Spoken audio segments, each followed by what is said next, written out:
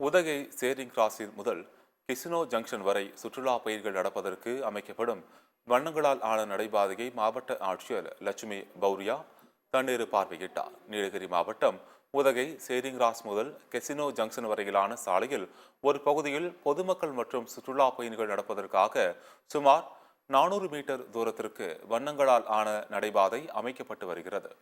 இந்த வண்ண நடைபாதையை மாவட்ட ஆட்சியர் லட்சுமி பவ்யா தண்ணேரு இன்று பார்வையிட்டார்.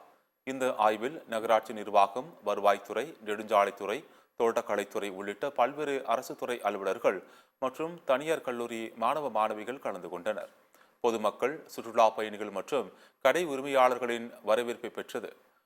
இதனை விரிவாக்கம் செய்வது குறித்து அடுத்த கட்ட நடவடிக்கை எடுக்கப்படும் என்று ஆட்சியர் தெரிவித்தார்.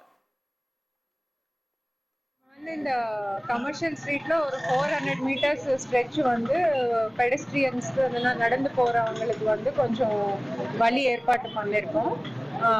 இங்க வந்து மெயின்லி அந்த ஏரியா ஸ்கூல் ஸ்டூடெண்ட்ஸ் இல்லைன்னா ஷாப்பிங் வந்தவங்களுக்கு இது யூஸ் பண்றதுக்கு சேஃபா வாக் பண்றதுக்கு கொஞ்சம் லேண்ட் ஐடென்டிஃபை பண்ணி ஏற்கனவே இருக்கிற அதுல வந்து நம்ம ஷாப்கீப்பர்ஸ், மீடியா இவங்க எல்லாரும் சப்போர்ட் யூஸ் பண்ணிட்டு இதுல நம்ம college children, local college students வந்து இதெல்லாம் நல்லா பெயிண்டிங் பண்ணியிருக்காங்க.